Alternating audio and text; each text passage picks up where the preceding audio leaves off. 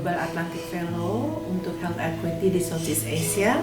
Dan saat ini saya bersama teman-teman di Yayasan Lumpur Nurani menginisiasi program rekan atau relawan kesehatan untuk lansia di daerah Yogyakarta sebagai bentuk kepedulian kami kepada kelompok vulnerable di saat pandemi. Dan ini sudah berlangsung selama 3 tahun dari awal pandemi. Ini adalah momen ketiga di mana kami mulai meluaskan menjadi expanding collaboration dan partnership untuk program rekan DDI.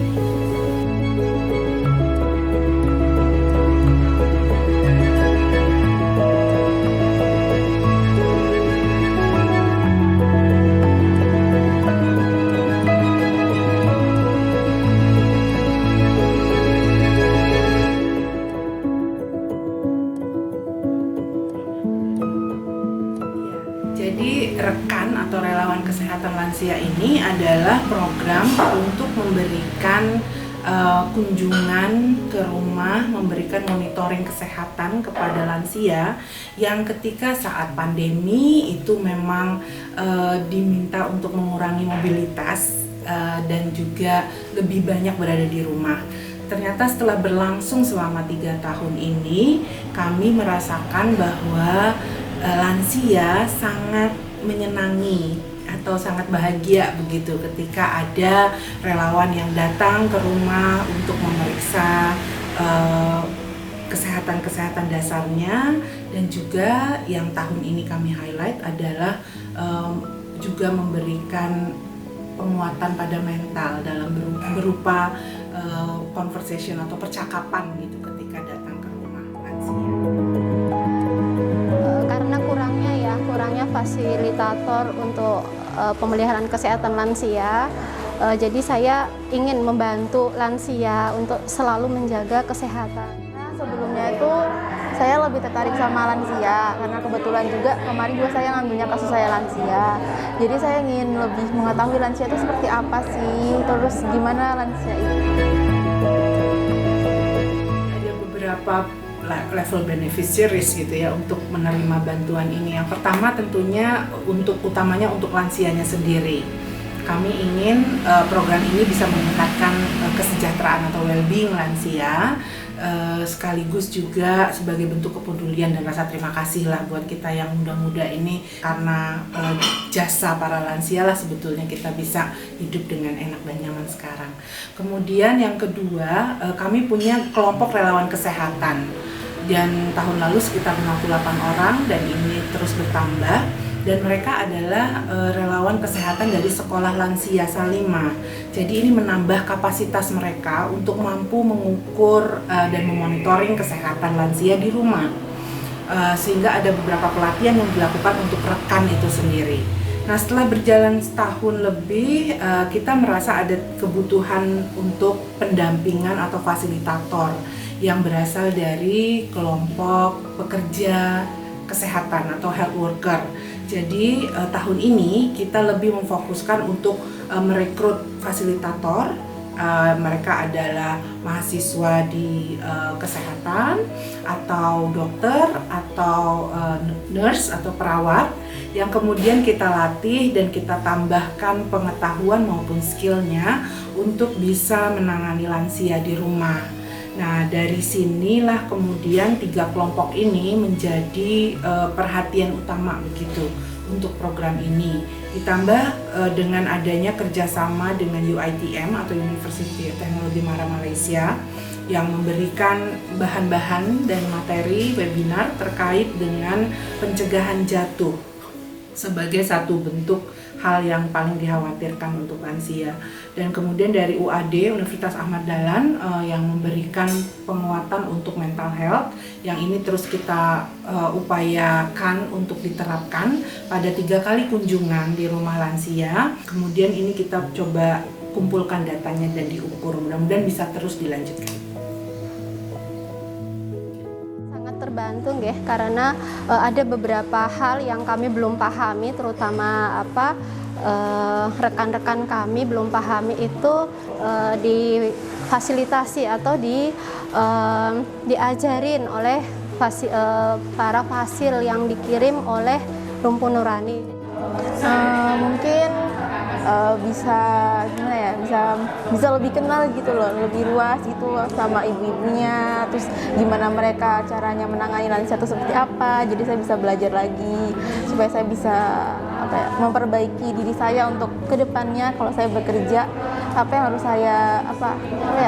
saya sikap apa yang harus saya berikan kepada lansia tersebut.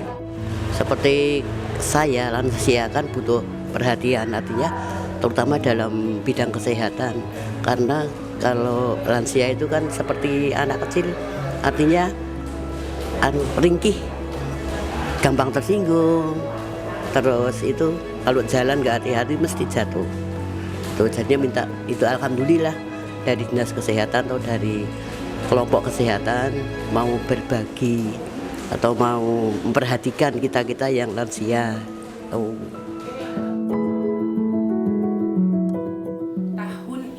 Kita lebih fokus pada pendampingan rekannya sendiri ataupun relawan kesehatannya.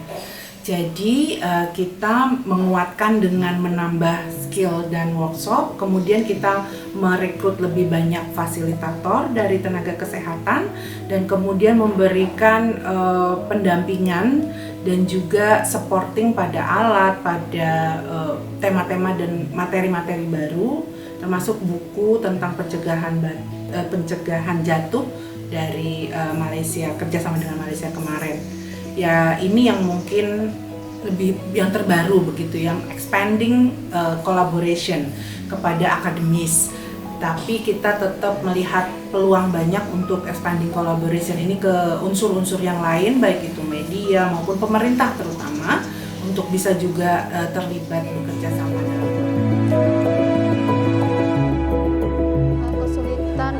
hambatannya itu kekurangan tim ya. Kami kekurangan tim, terutama tim yang benar-benar paham untuk penggunaan alkes. Jadi kadang satu orang memegang beberapa alkes karena yaitu kekurangan tim itu. Kemarin itu kan kami dilatih perwakilan ya, cuman perwakilan. Nah, seperti itu.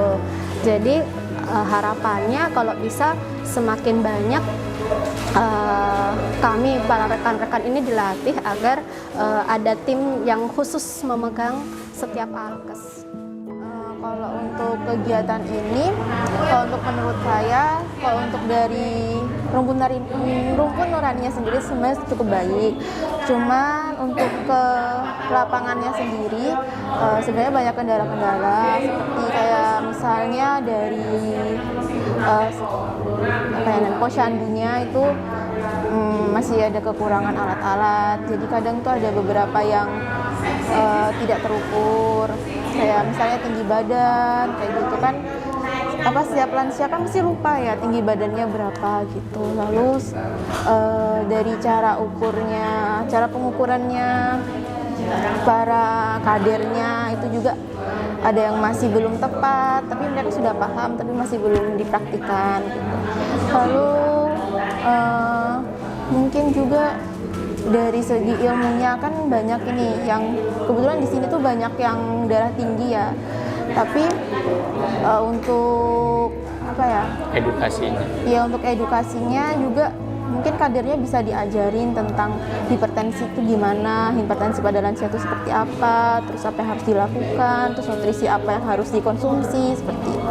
Berarti perlu ada latihan dan upgrade skill untuk rekan.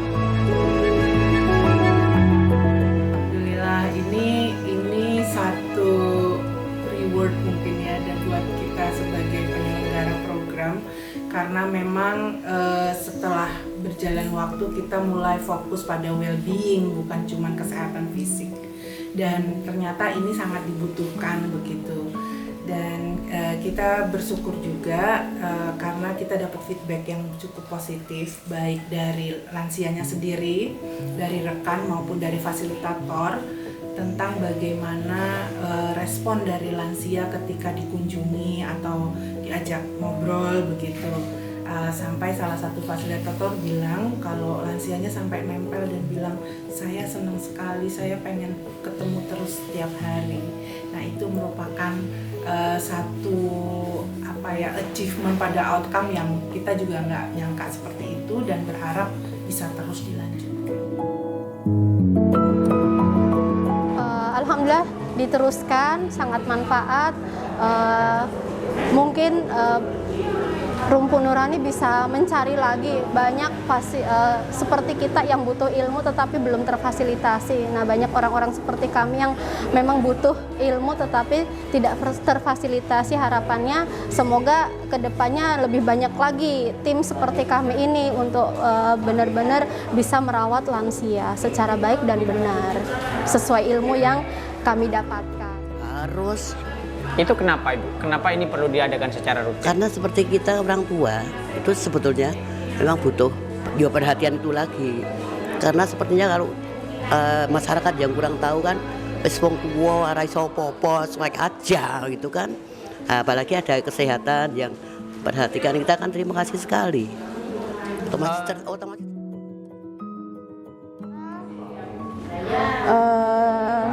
semoga aja Rumpun Nurani bukan hanya di beberapa tempat aja, tapi bisa meluas supaya kita bisa tahu lansia itu, kondisi lansia di Jogja itu seperti apa gitu.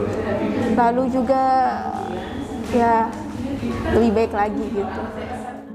ya seperti itu kegiatannya, pokoknya itu perhatikan lansia. Kalau perlu ditingkatkan, artinya ditingkatkan dalam segi kesehatan iya. Syukur nanti dalam segi ekonominya dikasih apa, gizi atau seperti apa. Kalau kebanyakan gizi dari orang masyarakat itu kan ya memang ada. Mungkin yang lebih itu mungkin dari kesehatan bisa ngasih itu alhamdulillah. Kalau senam lansia, pencegahan jatuh, seperti itu ya. Perlu nggak kira-kira? Ya perlu. Kan ya memang diharuskan toh itu. Yeah. Kalau saya lihat di TV itu kan paling enggak sehari 30 menit itu harus. Apalagi lansia rakitan gerak-geraknya nyata nih. Bangun tidur juga enggak terus bangun berdiri gitu kan. Semacam itu kan harus dikasih teorinya dari kesehatan. Kalau kita salah-salah aja ya mungkin kurang pas atau gimana. Ya, itu sebetulnya harapan dari semua inisiator dari program ini, baik dari Yayasan Rumpun Nurani maupun dari Atlantic Institute dan juga dari partner-partner yang sudah terlibat. Kita pengen bisa expanding juga untuk manfaat dan berharap bisa terus berlanjut untuk memberikan services kesehatan maupun mental health kepada lansia yang ada di rumah.